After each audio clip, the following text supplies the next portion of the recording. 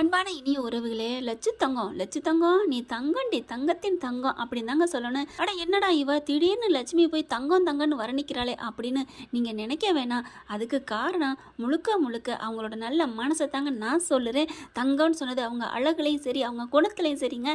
அட ஆமாங்க, இப்போ ஒருத்தவங்களுக்கு ஒரு பொருள் கிஃப்டாக கொடுத்தோம்னா வாங்குவாங்க. ஒவ்வொருத்தவங்க அதை வந்து செலிப்ரேட் பண்ணிக்கிடுவாங்க, சூப்பராக வந்து கொண்டாடுவாங்க.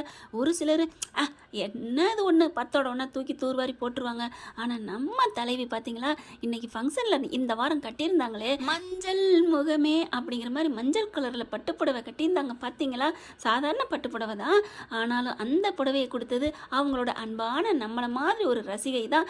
அதை அப்படியே எடுத்து அவங்களுக்காகவே போட்டு காமிச்சிருக்காங்க பாருங்கள். அதை கொடுத்த நம்மளை மாதிரி ஒரு ரசிகைக்கு எவ்வளோ சந்தோஷம் இருக்கும். நம்ம கொடுத்த புடவையை கட்டி காமிச்சிருக்காங்க அப்படின்ட்டு, அதுவும் டிவியில் வருதுன்னா இன்னும் ஆனந்தம் பட்டிருப்பாங்க. அதை செஞ்ச இந்த பெருமையெல்லாம் நம்ம காவேரி இல்லைங்க, லட்சுமி செல்ல காவேரினே தாங்க வருது. எங்கேயாவது பாட்டு காவேரி கரை இருக்கு அந்த பாட்டு கேட்டாலும் சரி, எங்கே காவேரின்னு வந்தாலே போதுங்க நம்ம லட்சு தங்கம் தாங்க ஞாபகத்துக்கு வருது. அழகா பார்த்தீங்களா அந்த புடவை வந்து அவங்க அழகா அந்த புடவையை கட்டி காமிச்சு அந்த ரசிகையை பெருமைப்படுத்திட்டாங்க.